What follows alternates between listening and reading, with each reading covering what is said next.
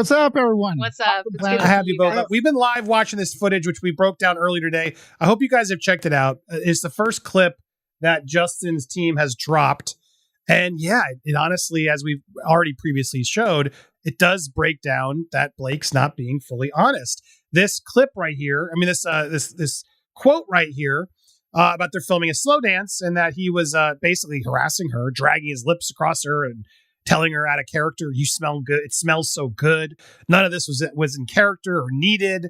It was just completely inappropriate and nothing to do with their roles. And this is all that she sort of alleges. It reads really badly, but as you watch the footage, there's about 9 minutes of footage here. It's just couldn't be further from the truth. They're both playing sort of the role. They're both, acting, in this scene, which was shot back in May of 2023. Here is what it was written in the script. Patrons around them drinking, watching sports, completely in their own world. Lily and Ryle slow dance in the bar. And yeah, that's what they're doing. As we watch this footage, which we've done, but Blake is noticeably very directing. What is it as Rambunctious as it was? She immediately... I think we have to back up our marks. I think the lighting's behind you a little bit. Justin's like, actually, it's better when it's behind you. Oh, okay. He's already sort of annoyed. And then rather sort of explaining, he does sort of stop because he wants this to be a silent moment where everyone's reacting and they're being normal, like into each other. This is the moment, and she's getting close to him. They're doing everything but sort of a lip kiss. That's part of the movie, is he really wants to kiss, and she's sort of teasing him throughout the project. And that's what this moment is. There seems to be good chemistry. Nothing's wrong. But things take an odd turn. As she throughout, she does do the part, but then she does direct a lot. But then he brings up this part of you and Ryan talk all the time. Oh my gosh, we don't shut up. Oh my gosh, we don't shut up. And Emily and I have like these moments where staring. You just stare. Literally staring. You just stare at each other. We've done it for like 5 minutes. You're crazy. She's just laughing in his face. It's like, I think you would find it terrifying. You would find it terrifying that you can't like be in the moment, Blake, and like actually stare at somebody in love. You have to like make a joke. Her and Reynolds are meant for each right. Ryan Reynolds are probably meant for each other. We just literally do each other, and like I found a sociopath. and like, time stops. She calls him a sociopath. Yeah. But he's like, no, time stops and we're in love. That's just how it's been for us from the beginning. No, we're like, oh my god, there's not enough time. Blake Lively and Justin Baldoni are at the heart of an unexpected Hollywood storm that sparked intense debate among fans and insiders alike. The shocking accusations have sent ripples through the entertainment industry, raising the stakes to monumental levels. This unfolding drama is reshaping how scandals erupt and play out in Hollywood, leaving everyone wondering what really happened. And then meanwhile, she's making it clear. No, she's offering a lot of intel about her relationship. It's like, oh my god, I forgot to tell you something else. I think that's... He's like, yeah, it's pretty great, right? Yeah. And he's like, yeah, I think it's cute. You guys are really cute. I think it's more than cute. It's more than cute. They won the Stanley Cup. Oh, that's cringe. Yeah. And he's like, yeah, I think it's amazing. Yeah, we're amazing. Don't forget it. One almost. And now he breaks character here. Super close. Yeah. Can you guys frame up on the Sebastian on you? And this is, to me, is the tell. He's trying to placate this actress who's demanding, who's overruling and directing things. But you can tell he's in a million places in his head. I can relate as someone who's directed movies and acted in them at the same time. There's a lot going on. You can be in the moment, but still be producing. I do it every day, Kim, as I'm doing this show. I'm performing, I'm reading my scripts, I'm doing my things, but I'm immediately also queuing up the next thing in my brain. And you can see it happening in real time with Justin. So I don't believe he's sitting there having the hots for Blake, trying to cop a feel. He's just trying to be in the moment, get the idea thing he has in his head, and then move on. In this moment where he breaks sort of the character on purpose to direct, which is his job. He's the director. You get a lot of sense from that. But anyway, before we get to Taylor's reaction, there's one more thing I want to show where she basically calls out his big nose. All right, cut. There's a scene here. Here Here it is. Yeah, there it is. Here it is. I feel so nosy, she says, as their noses are touching. And, in my... I sometimes it's just like noses. And my nose is so big. Yes, your nose is big. I was hoping we could address this. We can address this. It's not too late. Just gotta shut down. We gotta call an insurance month and just deal with that. And Yeah. then, Call an insurance month and just deal with that and fix that big nose of um, yours. Because Ryan has a much smaller nose than you. just kidding. No, it's true. That's why we hired Jenny Slate too. Our noses match. Then he takes a slate at Jenny's slate about how their noses match. Anyway, long story short, nothing really. There is a moment here where she does seem annoyed, where the smell good happens. I gotta be careful of this song. They're trying to ding us over the song. Am I getting beard on you? It's probably I'm getting my spray tan. Well, it's not bad. It's my body. Beard on you today. I'm probably getting spray tan on you. It smells good. Well, it's not bad. He's like, it smells good. He's just doing it nicely, like, oh yeah, it's spray tan.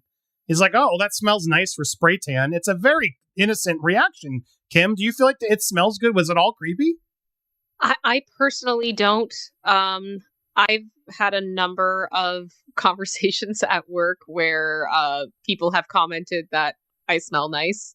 That's usually due to Bath and Body Works at my desk. Thank you very much for your service. The drama began with the highly anticipated movie adaptation of It Ends With Us. Fans were thrilled to see Blake Lively, a beloved actress with an impeccable reputation, team up with Justin Baldoni, the charismatic star of Jane the Virgin. Their collaboration promised to bring Colleen Hoover's best-selling novel to life. However, behind the scenes, the reality was far from the harmonious image portrayed to the public.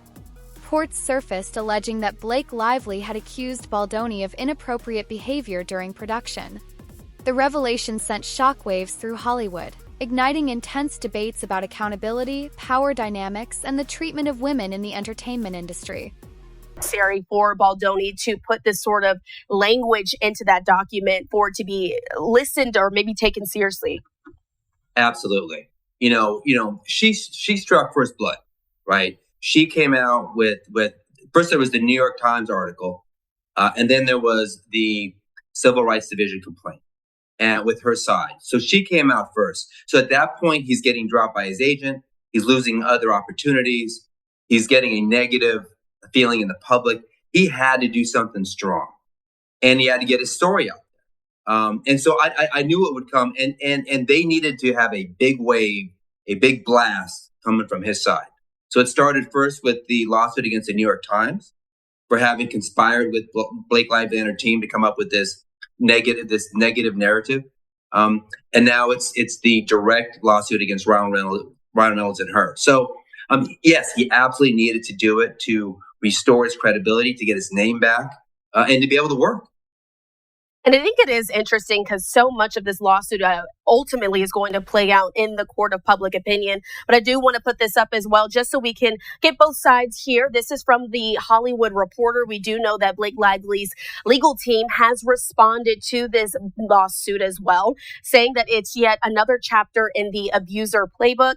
It says, quote, "This is what experts call DARVO, deny, attack, reverse victim offender." Did want to ask you now as well, what you thought of that statement, calling it DARVO. Is that a term that's normally used? Why did she decide to use that language in her response?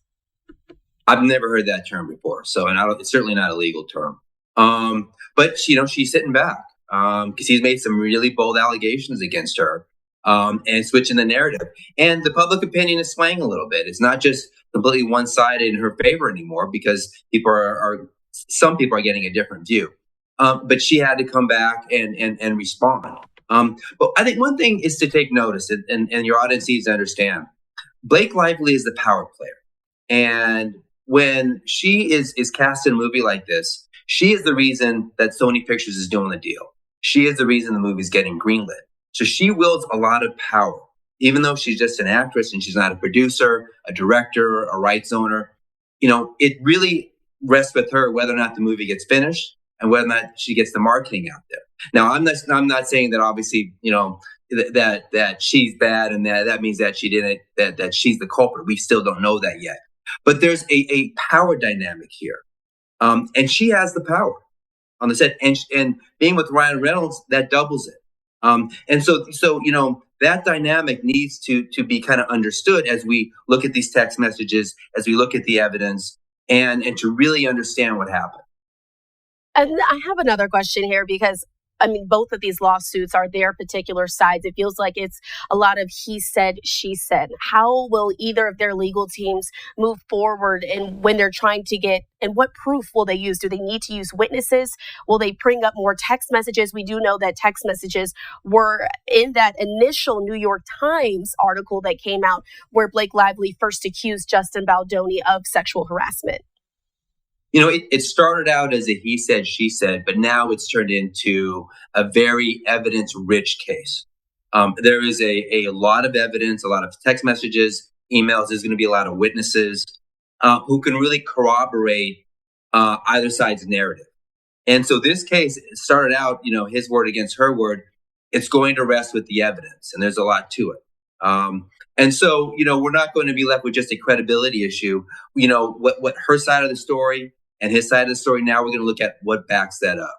And there seems to be a lot of evidence. And that's going to be the text messages, the emails. That's going to be witness testimony in terms of what each side was thinking, the motivations. And that's really where the decision making and the final results. Justin Baldoni refused to stay silent, responding with a $400 million defamation countersuit against Blake Lively, her husband Ryan Reynolds, and her publicist.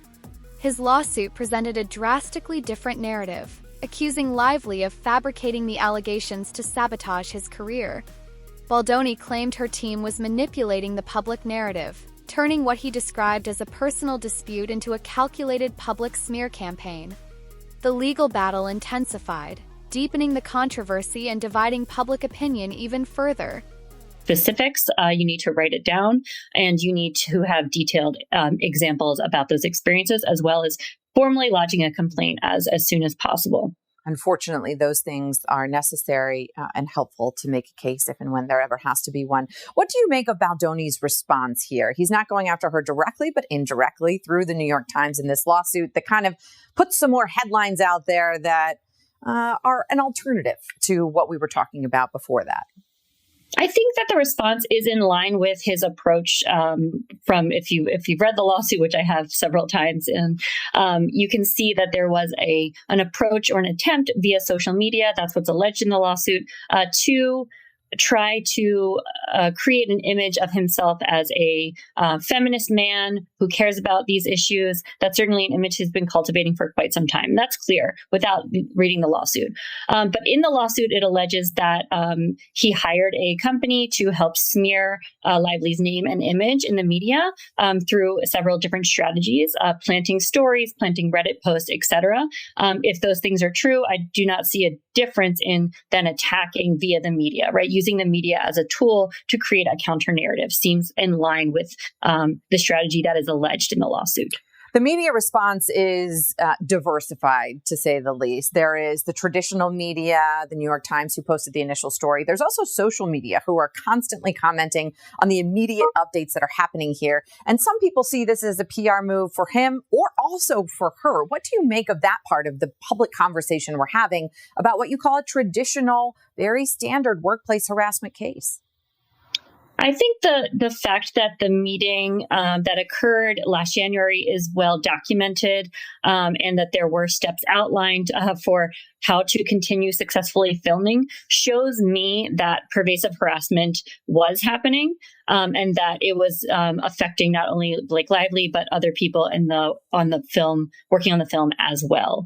Anytime you're setting up these basic rules and expectations, and that is well documented, saying things like no more showing nude images of women, including the producer's wife, to anyone on set, right? No more mention of previous pornography addictions. These are not appropriate workplace conversations. And therefore, anything we're seeing in the counter narrative or on social media doesn't really take into account, is trying to spin away from conversations around that. All right. Well, something we'll keep an eye on as the lawsuits progress. Professor, thank you so much for joining us. Sure. Thank you. The legal battle escalated when Baldoni's team released behind-the-scenes footage from the film set, aiming to clear his name.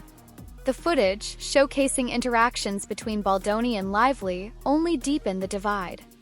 While some viewers believed it exonerated Baldoni, showing him acting professionally, others argued that specific moments in the video supported Lively's allegations.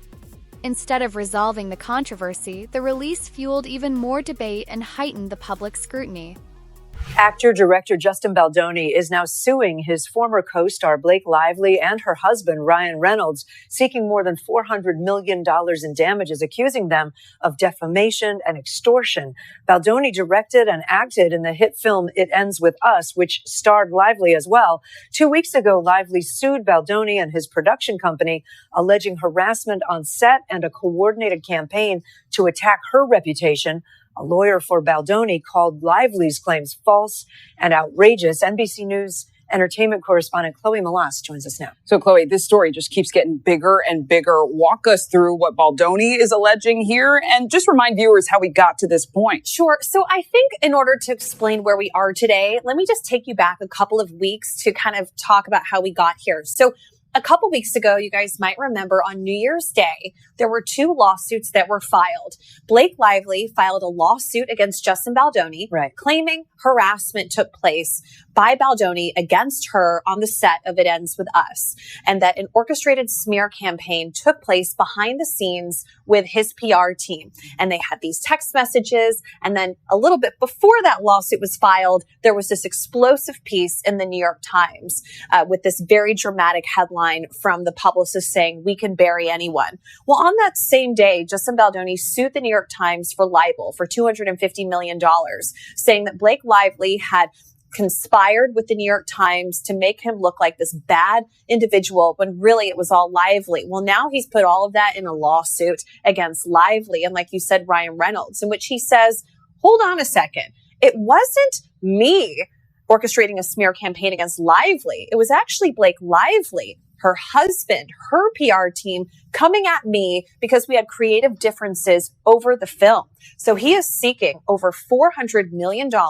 This was filed in New York. It's a civil complaint, not a criminal complaint, but we could see this play out in a courtroom. And there's so much here, but what is now Blake Lively or her husband, Ryan Reynolds, the actor, what are they saying? Anything? We haven't heard anything. So right now, it's just this over 100-page complaint. In it, there are emails, there are text messages between Blake Lively, Justin Baldoni. There's also correspondence between Blake Lively's PR team and outlets. And, you know, it's a lot for fans to digest and go through right now. But what Baldoni's team is saying is that they've created a website that they plan to make live in the coming days. It's going to have all of this, a timeline and text messages for the public to read who's interested and make their decision as to whose side they're on. Thanks for watching. Stay updated about breaking news and top stories on the NBC News app or follow us on social media. As the drama escalated, the entertainment industry quickly divided. Many prominent figures rallied behind Blake Lively, including It Ends With Us author Colleen Hoover, who publicly supported Lively and stressed the importance of believing women who speak out. Her statement resonated deeply with fans of the novel and those advocating for greater accountability and change within Hollywood. Well, if people haven't been following the story in depth, it could kind of just sound like there's 2 big Hollywood stars who are falling out. But this has become so much more than a feud between high-profile celebrities. And before we get into the detail, I think we need to understand who these 2 people are. So give us some background on Blake and Justin. Well, Blake is the bigger of the 2 stars. She's the big Hollywood actress that people might instantly recognise. Obviously, she rose to fame in Gossip Girl many years ago, but since then she's been in so many different films and TV programmes. And I suppose as well as her sort of curated image that she has as an actress, she's also married to fellow actor Ryan Reynolds. They've got children together. They have this really well-curated brand. She is best friends with Taylor Swift. Anyone that was watching the Eras tour would have seen her and Ryan and their children at the tour and at some of the shows. So she is a really big star that has got powerful allies and a huge online. And she's always been seen as a bit of a golden girl as well. Oh, she has. Aspirational figure. Yeah, you can do no wrong. Blake Lively can do no wrong. People have always thought she's beautiful, she is wonderful, she's got these powerful friends, these allies. These beautiful children, an amazing husband, the whole package. Exactly, she is the whole package, and Hollywood has always seen her and her husband as the whole package. And what about Justin Baldoni? Justin is another big Hollywood star. He is probably best known for his role in Jane the Virgin, which ran for a number of years. He also now runs a production company called Wayfarer Studios, and that's the production company that actually bought the rights to this film. Really, it was Justin Baldoni that wanted to create that film through his production company because they bought the rights. And Yasmin, how has he positioned himself? Because he describes himself as a feminist. He does describe himself as a feminist, and I think before this lawsuit came out, he was also very much celebrated. He's got a number of awards from women's organisations that promote him as a feminist and an ally for women in the industry. So both of these two names are seen as, big Hollywood figures, but also sort of the perfect packages. And in terms of the movie, it's one of those ones, because it's based on a novel that went viral, that there was a huge amount of anticipation around. I mean, lots of people were looking forward to seeing what these two stars did with a book that they loved. Most young women around the world were absolutely desperate for this film to come out. And I think when it was announced in 2019 that it was going to be turned into a film, there was so much excitement and hype around it. It Ends With Us is just one of the most viral novels. It sold 20 million copies. It's got more than 1 billion tags on TikTok. So it really is a book and now film that people were so excited for. And so there was so much anticipation even before the movie came out. So Yasmin, let's start with the Blake Lively lawsuit. Two main elements to the filing, and the first are actually allegations of sexual harassment. What is it that she is alleging? So she's made claims against Mr. Baldoni and the lead producer on the film of repeated sexual harassment and other disturbing behaviour. Now, in more detail, these allegations relate to things like his discussion of his pornography addiction, his discussion of his genitalia, and entering her trailer uninvited, including when she was undressed or breastfeeding. They have categorically denied that there was any sexual harassment on set. And then there was this reported meeting, in which she made a list of demands, we understand, that she wanted fulfilled before she continued shooting the movie. I mean, what were those demands? In January, when they were shooting the film, she called a meeting to address this hostile work environment, as she calls it. And that meeting included executives, but it also included her husband, Ryan Reynolds. And some of the demands at the meeting that she made included having a continuous presence of an intimacy coordinator, making no more descriptions of their own genitalia, and no friends of the producers and directors being on set during scenes. Blake Lively's half-sister, Robin Lively, expressed steadfast support, sharing heartfelt messages on social media that amplified the emotional weight of the situation. Actress America Ferrera, a vocal advocate for gender equality, publicly praised Blake's courage in speaking out. Even Amber Heard, no stranger to public controversies, lent her support to Lively, adding another layer of complexity to the unfolding drama and intensifying the public debate surrounding the allegations. Blake Lively was in a state of nudity. There are some other demands as well, including Justin Baldoni not making any reference to the fact that he could contact Blake Lively's dead father. She did say very specifically that if these demands were not met, she would not continue filming. And is this lawsuit the first time that we heard these allegations of a smear campaign that Blake Lively says was launched against her? I know we're going to talk more about this in more detail later, Yasmin, but tell us about some of those claims. So this is the first time we heard of the smear campaign in this lawsuit. So like you mentioned, that lawsuit's got two elements. The first part is this sexual harassment element, but the second part is this smear campaign. Now, she alleges that Mr. Baldoni's team created this smear campaign to prevent her from publicly outing what was happening during filming. Obviously, Mr. Baldoni and his lawyers completely deny this, but essentially the lawsuit says that Baldoni orchestrated a plan to destroy her reputation in the press and online, including hiring a crisis manager who led a sophisticated, coordinated, and well-financed retaliation plan, and essentially used this thing called a digital army to post social media content about her that seemed authentic and would turn people against her. Blake Lively's team say that essentially this negative press has affected all aspects of her life, and it was able to suppress other narratives, i.e. what she might have said that Justin Baldoni was doing on set. So that's the Blake Lively lawsuit. But at the same time, Justin Baldoni files a lawsuit of his own, suing the New York Times, and it's because the Times were one of the first publications to report on these allegations. What's Justin Baldoni's lawsuit all about? He and 9 other plaintiffs, including his publicists, have brought a $250 million lawsuit against the New York Times, essentially alleging them of libel and false light invasion of privacy. So Justin Baldoni's lawyer, Brian Friedman, he told BBC's partner CBS that the newspaper aided and abetted a smear campaign designed to revitalise Lively's floundering image. And we've also heard from Brian Friedman in an interview with NBC, haven't we, Yasmin? And is this where we learnt that he intends, and Justin Baldoni intends, to countersue Blake Lively personally? So Justin Baldoni's lawyers have said they will absolutely file a lawsuit against Miss Lively. They haven't set out exactly what will be in that countersuit. They've denied the smear campaign, and they've also brought up other things like the fact that Miss Lively didn't read the source material on the film, and actually they accuse her of orchestrating her own smear campaign. So we've got a slight insight there into some of the things that might come up in that counter lawsuit. So, Yasmin, they've made this film together. It ends with us. It's widely anticipated. Was it a box office success? It absolutely was a box office success. It took home $350 million at the box office, which is no small feat. So even though there were all of these rumours of things happening, the film still was a success. I don't think anyone's surprised that it was a success, given how we were talking earlier about just how successful the book was and how excited people were. There was just so much anticipation. And I think people were also, because of what they could sense was brewing, interested in the press tour that accompanied the film. You were there. You reported on the press tour for It Ends With Us. What was it like? So I think what was really interesting about this premiere is that by the time they got to London, they had already done a number of premieres in the US, and rumours started spiralling at the New York premiere when they were not spotted together in any photo. Justin Baldoni wasn't without defenders. Media personality Megyn Kelly dismissed Blake Lively's claims after reviewing the leaked footage, calling the accusations baseless and arguing that Baldoni's reputation was being unjustly damaged. Kelly's remarks added fuel to the fire, further deepening the divide between supporters of the two stars. The Hollywood actress Blake Lively has filed a legal complaint against her It Ends With Us co-star Justin Baldoni, alleging sexual harassment and a campaign to destroy her reputation. Blake Lively says she wants to pull back the curtain on sinister tactics used to harm people who speak up about misconduct.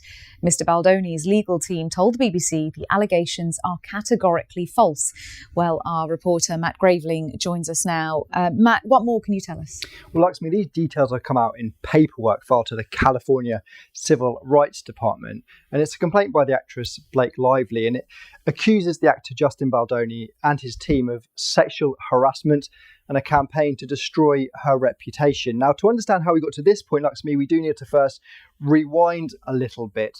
Lively and Baldoni were stars of the Netflix film It Ends With Us, which came out in the summer. Now, the film did very well with viewers, but this paperwork filed in California has made us aware of some big disagreements on the set. Now, it states that on the 4th of January, a meeting was held to address a hostile work environment. Now, the meeting was attended by Baldoni, who was also the film's director and the co-chairman and co-founder of Wayfarer, who the production company for the film. Blake Lively also attended with her husband and the Hollywood actor Ryan Reynolds, who wasn't in the film, alongside other members of the film's production service. Now, Blake Lively's lawyers alleged that both Mr. Baldoni and the Wayfarer CEO, Jamie Heath, engaged in inappropriate and unwelcome behaviour towards her and towards others on the set.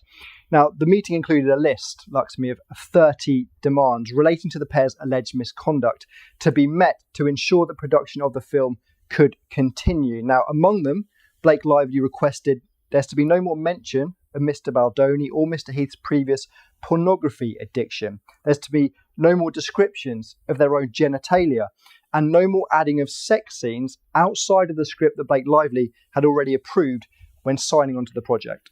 Now, just very briefly, Matt, we know what was discussed at the meeting in January, but where are we now?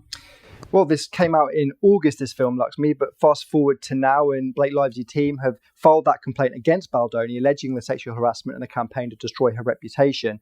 And the accusation is that Baldoni and Wayfarer Studios led a multi-tiered plan to wreck her reputation, saying this was the intended result of a carefully coordinated scheme to silence her and others from speaking out about that environment. Blake Lively says she hopes her actions will help pull the curtain back on these sinister retaliatory tactics to help people who speak up against misconduct. Now, responding to the legal complaint, Baldoni's lawyer said the allegations are categorically false, Lakshmi. It's a shame that Miss Lively would make such serious accusations. And finally, Lakshmi, Mr. Baldoni's legal team also accused Miss Lively of making numerous demands, threatening to not show up to set, threatening to not promote the film, which would end up ultimately leading to its demise during its release if her demands were not met. Matt, thank you. Justin Baldoni wasn't without defenders. Media personality Megyn Kelly dismissed Blake Lively's claims after reviewing the leaked footage, calling the accusations baseless and arguing that Baldoni's reputation was being unjustly damaged. Kelly's remarks added fuel to the fire, further deepening the divide between supporters of the two stars. Tonight, scandal rocking Hollywood as the fallout begins from Blake Lively's explosive allegations against co-star Justin Baldoni. Talent agency giant WME telling the New York Times it dropped Baldoni from its roster just one day after Lively filed a legal complaint accusing him of sexual harassment and retaliation. I want to see you again. Now you see me. You know what I mean. Baldoni starred in and directed the box office hit It Ends With Us, a film about domestic violence based on the best-selling book by romance novelist Colleen Hoover. Hoover herself coming out in support of Lively on social media this weekend, urging her to never change, never wilt. The allegations first made public in a New York Times investigation by Megan Twohey, whose reporting on sex abuse in Hollywood helped trigger the Me Too movement. Why do you think it's important in this moment? It's really a story that raises questions about the integrity and authenticity of the online narratives that exist today and to what extent they're being manipulated by people for hire. The 80-page legal complaint, a precursor to a possible lawsuit, alleges in graphic detail harassment by Baldoni on the production set, including kissing and touching Lively in unwanted ways during filming, and repeatedly commenting on her appearance, weight, and sexual history. An attorney for Baldoni calling the allegations categorically false. Lively and Baldoni never promoted the film together after its release, sparking rumors of a feud, with Lively frequently coming under fire online. I'm wondering if Blake is actually the problem. Something she now alleges was the result of a smear campaign masterminded by Baldoni's crisis PR team. This really reveals a new playbook. This raises questions about who else is sort of being targeted. I mean, to use their own language, they use the terms social manipulation. The legal battle only beginning, the PR battle raging on. David Noriega, NBC News, Los Angeles. Thanks for watching. Stay updated about breaking news and top stories on the NBC News app or follow us on social media. Controversy took a professional toll on Baldoni as his talent agency, Double M, severed ties with him, highlighting the serious nature of the allegations. NBC News legal analyst Danny Ceballos for more on this. Danny, good morning. Thanks for being here. Quite a talker. Let's start with Baldoni's lawsuit against the New York Times. The Times, as Liz just pointed out there, has said they're going to vigorously defend their reporting. Walk us through what each side would need to prove here. Baldoni and the other plaintiffs need to prove that the Times made false statements and that they either knew the statements were false or recklessly disregarded the falsity of those statements. Basically, it's like the proverbial ostrich sticking their head in the sand and ignoring facts that would have led them to publish something different. And that, in addition, they need to show damages. This is why defamation is one of those things that everybody always talks about, but really not often do lawyers find a defamation case interesting enough or appealing enough to actually file. And it's because proving damages, you need to show that the false statements actually caused you professional harm. That's really difficult to do. But in the case of actors, there is a case to be made that, hey, I got this bad press and then I missed out on this movie and this movie would have netted me $10 million. A similar theory in, say, the Johnny Depp Amber Heard defamation cases. So you are seeing a trend where in Hollywood, defamation has a unique set of facts where it actually is worth it to file suit. As we saw there, it looks like Baldoni does plan to sue Lively. For her part, a couple days ago, she filed a suit against him, accusing him of sexual harassment and retaliation. That suit filed in New York. So if Baldoni's lawyers do file a suit against Lively, what happens? Do these get coupled together into sort of one case? Do they go on separate tracks? Explain what happens. They could. There are procedural rules that allow for consolidation of cases. I actually think maybe the New York Times lawsuit could remain separate because even though it is based on similar operative facts, it is a separate claim against a separate entity. And you really, to some degree, may not even need Lively as a witness because really the allegations against the Times are that the Times received a bunch of different data, information, communications, text messages. And the allegations are that the Times reporters sifted through it and ignored the ones that were good for Baldoni and only published or based their story on the ones that were bad for Baldoni. That's really the gist of their claim. And I think that's why they filed against the New York Times first and only the Times, because that's a cleaner, simpler lawsuit, at least in theory. It seems like what you're just describing there, my interest was piqued by hearing Baldoni's lawyer say there, I want to make a website and put every text message on it. I mean, that sort of sounds like what happens in the discovery phase of something here for the public to kind of make an opinion about, as well as the courtroom. Do you think that's something that we will see? And is there any concern of kind of like reputational damage in that phase for your client if you are an attorney putting it all out there? Yes, and you bring up a really good point. To some degree, this kind of litigation could be mutually assured destruction, as it often is because of discovery. Large companies, brands, actors with a name that they need to protect, they need to be mindful that the fact that if a case gets into discovery, there's going to be data, information, communications, text messages exchanged. And they're also going to sit for a deposition, and that can be wide-ranging. The rules of admissibility are very much relaxed. Almost anything comes in at a deposition. And you have to ask yourself, if you're a big company or someone with a brand to protect, do I really want to subject myself to that? Or is discretion the better part of valor? Do I just decide not to engage in this litigation? But in Baldoni's case, for example, he was already sued. So he's already in the case. It seems to me that inevitable that he's going to be firing back, and that sooner or later, all parties will be bringing claims against all parties. Danny Savalas, fascinating stuff. Thanks for joining us. Thanks for watching. Stay updated about breaking news and top stories on the NBC News app or follow us on social media. Meanwhile, organizations like SAG-AFTRA and Vital Voices voice their support for Lively, framing the situation as part of a larger conversation about workplace safety and respect in Hollywood. Your host, Christina Evans. We do want to turn our attention to another story that's been getting quite a lot of attention online. Of course, I want to put up this tweet for you that we have from Variety laying out what's happening here. Justin Baldoni, the actor, is now suing Blake Lively and Ryan Reynolds for $400 million. He's alleging that they sought to, quote unquote, destroy him. This all pertains back to that It Ends With Us movie. He was the actor and director.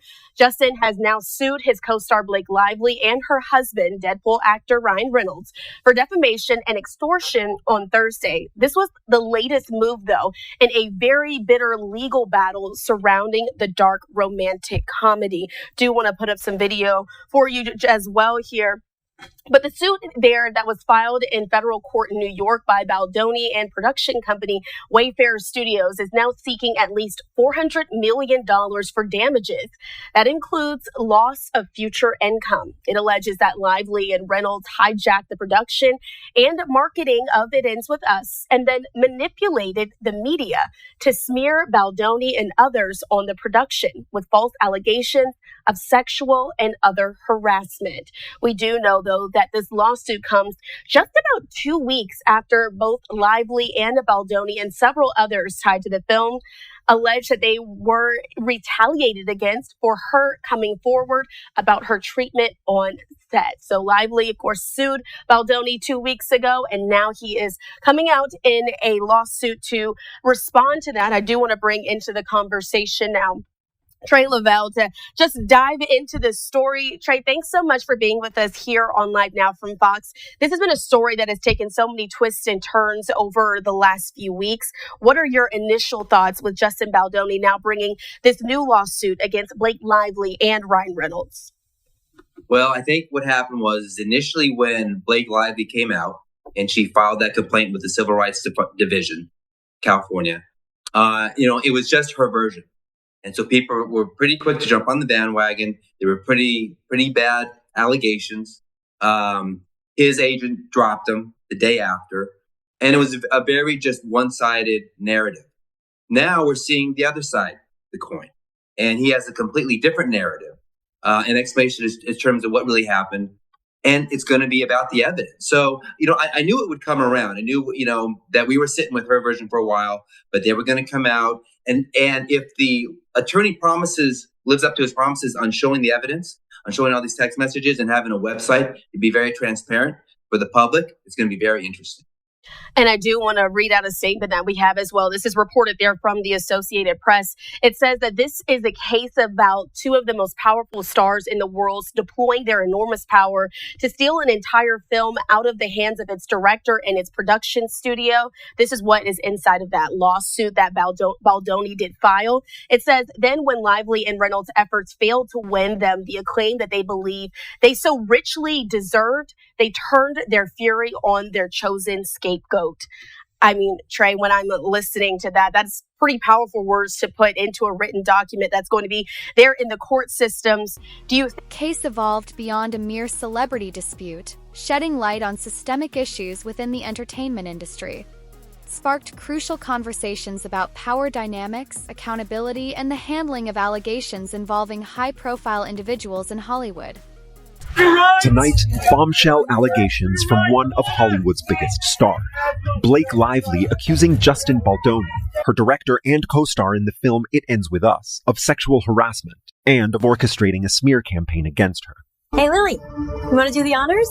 No, you go ahead. I need to take it in from here. In a newly filed legal complaint, Lively claiming in graphic detail that Baldoni repeatedly harassed her on set, including crossing boundaries during intimate scenes. I want to see you again.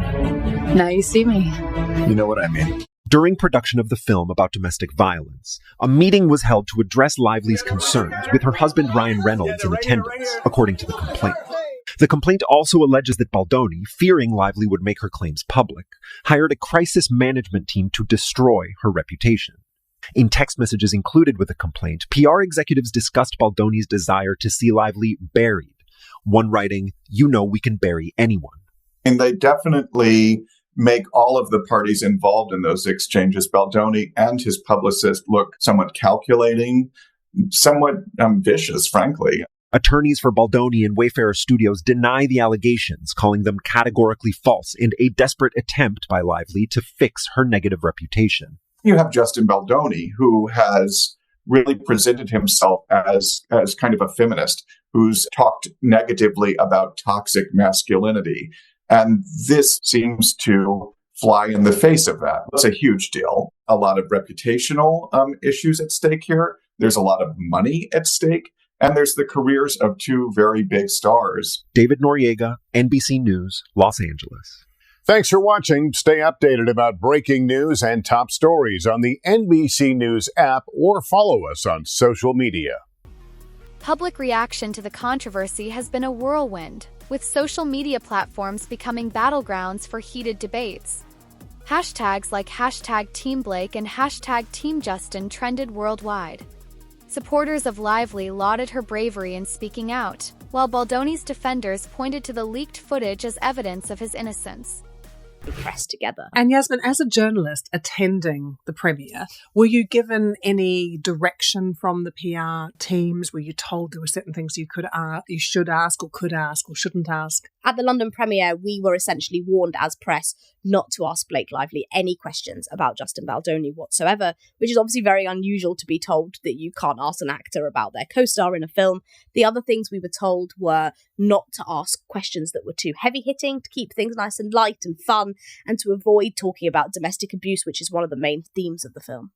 I work as a presenter on a daily news program on the BBC News Channel, and interviewees are not able to make demands about the questions that they're willing to answer. Is this usual, Yasmin, in the entertainment space, that PRs are able to come and kind of manage the press in this way? It's actually really uncommon. So in entertainment reporting, it should be just the same as it is in news reporting. We cannot have publicity teams telling us what we can and can't ask. And we usually and very often do turn down interviews where we are told you can't ask about X, Y, Z if we think they're relevant to the film. I think there are ways of getting around it, which is clearly what happened at the press tour here, where we get told, of course, you can come to the red carpet, you can ask whatever you like, and then about a minute before Blake Lively comes to you on your spot to interview her, you get whispered in your ear, don't do X, Y, Z. If you do, we'll drag her away. So it's not common for them to set out these demands, and we would never agree to these demands in advance, but you can tell that there are ways around them. Let's look at this so-called smear campaign, which Blake Lively says was orchestrated to destroy her reputation. Because something that became a really big focus, it seems, online was the manner in which she was promoting the film. And Blake Lively, it seems, came in for a lot of criticism for that. For a film about domestic abuse, the press tour was probably not what you would have expected. Especially the London one. There were pink carpets, there were flowers, there was a promo of Blake Lively's new hair care brand. Her husband was promoting his gin brand at the after party. So really, if you looked at the premieres and the red carpets, you wouldn't associate this film with actually being quite a harrowing film about domestic abuse. She also came under criticism for perhaps some clumsy promotional tour videos. At one point, she told a journalist people should grab their friends, wear their florals, and head out to see it. And I think that sparked some backlash in terms of one person online I saw saying that it seemed a bit like this was the sequel to Barbie. And actually, if you look at the film and you watch the film, it is anything but that. And I suppose in contrast then, Justin Baldoni tried to position himself as someone who really wanted to talk about the domestic abuse angle and how that was so important to shed a light on that. So you can tell that they both had very different perspectives when it came to the tour, and they had very different views on how they were going to promote the film. And in terms of what was happening online, what other content started to emerge about Blake Lively? Case has reignited discussions about workplace behavior, consent, and accountability in Hollywood. It also raises questions about the power of the court of public opinion, which can sometimes hold as much influence as the legal system itself. So after those clumsy promotional tour videos came out, people already were a bit angry with Blake Lively, I think it's fair to say. Then a number of videos started resurfacing of previous interviews that she'd given. One of the biggest ones that sort of really caught a light on the internet was an interview she did in 2016 with a Norwegian journalist called Kirsty Fla. And Kirsty Fla posted a video on YouTube around the same time that all of this negative press was coming out about Blake Lively, and it was titled "The Blake Lively Interview That Made Me Want to Quit My Job." Now, it's important to say that since the lawsuit has come out, Kirsty Fla has said that she has got absolutely nothing to do with Justin Baldoni and the smear campaign, and instead she was just putting out a video that she felt very hurt by at the time. But that is just one example of people sort of implying or saying that Blake Lively was difficult to work with in the past. She wasn't perhaps this beautiful Hollywood star that was perfect, and actually she maybe wasn't as nice behind the scenes. I mean, Yasmin, the volume of negative content that came out was huge. It felt like it was everywhere at the time. And is that what led Blake Lively to hire a brand marketing consultant to find out what was happening? We really can't underestimate how much negative content there was on the internet about Blake Lively. It was everywhere. It was almost hard to find something positive about her, whether that be the old interviews she was giving, whether that be interviews that she was giving on the press tours that made people hate her. But yes, she hired this brand marketing consultant to sort of look at what was happening. And this is something we've only since found out in the lawsuit. We didn't know at the time that she was doing this. But analysis reportedly showed that 35% of Google results on her name also referred to Justin Baldoni. And the consultant said that essentially this was highly unusual given the length of her career, given that she's the big Hollywood star and she's sort of famous in her own right. You wouldn't expect that to be coming up. So, Yasmin, is it clear, though, how an alleged campaign like this would be carried out? In the lawsuit, it says that this smear campaign was carefully crafted, coordinated, and a resourced retaliatory scheme to silence her and others from speaking out. There's this sort of reference to a digital army. We don't really understand what that digital army is, but the claims also say that this was an organic campaign. So it's not bots on the internet. There are people that are feeding into this story and they're creating content that at least seems authentic, which then kind of the ball spirals from there. And then there's this big point of contention about Justin Baldoni hiring a crisis manager. How does that exactly work, and what does it tell us about how celebrity PR works as well, Yasmin? Well, Justin Baldoni hired a woman called Melissa Nathan. She's a big name in the world of PR. Her previous clients have included Johnny Depp during the trial with Amber Heard and the likes of Drake as well. Justin Baldoni says essentially he hired Melissa Nathan to protect him from Blake Lively's threat. So it wasn't that she was there to actively create a campaign against Blake, but instead protect Justin Baldoni's interests. And in the age of social media, PR has become highly elaborate. And in the lawsuit, I think one of the things that stuck out for me was one of the texts that we can see where Miss Nathan says, "You know we can bury anyone." So Both Lively and Baldoni remain firm in their positions, showing no signs of backing down. The ongoing legal battles and public scrutiny have transformed their private dispute into a widely publicized cultural moment. Tonight, Justin Baldoni's lawyer speaking out for the first time since Blake Lively accused the actor of unprofessional and sexually inappropriate behavior on the set of It Ends With Us and a coordinated smear campaign to damage her reputation. Was there a coordinated smear campaign to bring down Blake Lively?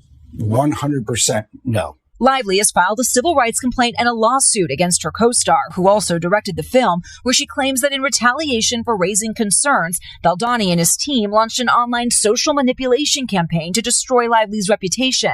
The New York Times published the first story about Lively's allegations. Now Baldoni and 9 other plaintiffs, including Baldoni's PR firm, are suing the paper for libel and say they plan to take further legal action. Do you plan to sue Blake Lively? Absolutely. You will? Yes. In the filing, Baldoni's lawyers contend text messages were taken out of context or excluded, including one appearing to show Lively inviting Baldoni into her trailer while pumping, which they say refutes Lively's claim that Baldoni would enter her trailer uninvited while she was undressed, including when she was breastfeeding. We plan to release every single text messages between the two of them. We want the truth to be out there. We want the documents to be out there. We want people to make their determination based on receipts. In a statement, the New York Times stood by its reporting and said, "We plan to vigorously defend against the lawsuit." A lawyer for Lively said nothing in this lawsuit changes anything about the claims and her complaints. While Lively previously said, "I hope that my legal action helps pull back the curtain on these sinister retaliatory tactics to harm people who speak up about misconduct." Liz Kreutz, NBC News. Thanks for watching. Stay updated about breaking news and top stories on the NBC News app or follow us on social media. This story goes beyond 2 celebrities caught in a controversy. It's about accountability, fairness, and how allegations are managed in an industry where public perception can make or break careers. The outcome of this case may set a crucial precedent for how Hollywood addresses these issues moving forward.